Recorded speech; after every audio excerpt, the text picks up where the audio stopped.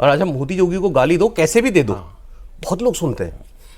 मैंने पता नहीं क्यों। अच्छा, मुझे साहब ने लिखा फैक्ट चाहे भले ही कुछ ना हो उसके अंदर। अब एक है कि क्या धनखड़ साहब अति महत्वाकांक्षा का शिकार हो गए। किसी व्यूअर ने कमेंट लिखा था तो सवाल के रूप में, इसलिए मैंने भी ले लिया उसको, कि पहले तो he was more loyal than the king, जिस तरह से वो उनके ऊपर आरोप लगते थे कि बिल्कुल पार्टीसन व्यवहार है राज्यसभा में भी और सरकार की बातें ही एम्पलीफाई करते हैं।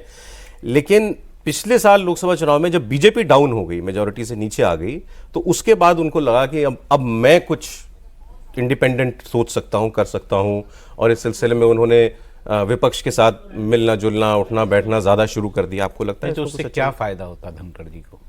या तो वो ये तैयारी कर रहे होते कि अच्छा मुझे जो है 2 साल और रहना, उसके बाद पार्टी से बाहर जाना है, फिर किसी और पार्टी को ज्वाइन करना है, फिर कुछ लेना है, ऐसा कुछ प्लान मुझे तो नहीं लगता। हाँ, जहाँ तक ये बातें सही है, जहाँ तक मैं जानता हूँ कि बहुत ज़्यादा जो सभापति राज्यसभा के धनखड़ साहब और स्पीकर के बीच में कोई रिश्ते बहुत अच्छे नहीं थे।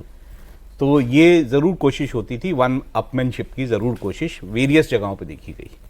ये संसद के अंदर जो कई कमिटीज़ बनती थी, जैसे एक कमेटी जो है वहाँ पर संसद का जो चैनल है उसको लेकर थी, उसमें कई बार इस तरह की बातें आई, और ये भी बातें सामने आती थी कि धनखड़ साहब ये कहते थे कि मेरी ही बात चलेगी उस जो चैनल है उसको लेकर। अच्छा, तो इस तरह की कई सारी बातें जो है इस बीच में सामने आती थी। तो ये ज़रूर था, लेकिन कोई धनखड़ साहब को इससे कोई फ़ायदा हो जाता कि अच्छा मैं ही सरकार को जरा दिखाता हूँ तेवर, इससे तो कोई फायदा नहीं होता।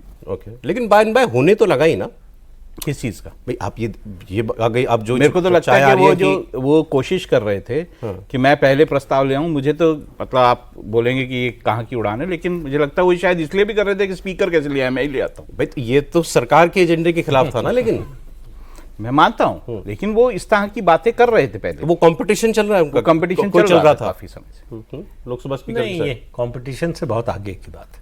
अच्छा। इसमें कोई शक नहीं है कि उनकी महत्वाकांक्षा बढ़ गई थी। सरकार और सुप्रीम कोर्ट के बीच में सब कुछ ठीक नहीं चल रहा था, ये सबको मालूम है, कॉमन नॉलेज है, मतलब कोई छिपी हुई बात नहीं है। वो जो लगातार सरकार सुप्रीम कोर्ट के खिलाफ बोल रहे थे, वो एक इम्प्रेशन इससे ये भी बना कि सरकार उनके जरिए करवा रही है। हाँ, तो वो अपने को करप्शन के खिलाफ क्रूसेडर के रूप में जो है एस्टेब्लिश कर रहे थे, और उनको गलतफहमी हो गई कि उपराष्ट्रपति बनने के बाद अब उनका कद भारतीय जनता पार्टी में बहुत बड़ा हो गया है, जो टॉप के 3-4 लीडर हैं उनके बराबर हो गए। तो भारतीय जनता पार्टी में भी उनकी से होनी चाहिए। ये जो वो मतलब हाउस चलाने में नहीं, हाउस से बाहर जो कुछ कर रहे थे, जिस तरह से लोगों से मिल रहे थे, वो एक तरह से पार्टी के अंदर आप कहिए, मतलब उनको पार्टी का नहीं कह सकते, क्योंकि पार्टी का तो मतलब ही नहीं चाहिए। उपराष्ट्रपति हो गए तो पार्टी से एफिलिएशन खत्म हो गया, लेकिन होता नहीं है, ये माना जाता है कि खत्म हो गया।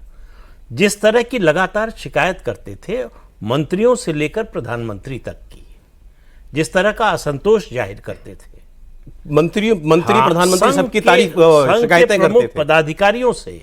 अच्छा, तो ये जो है कोई मतलब एक दिन में नहीं हुआ। हाँ। ये लगातार चल रहा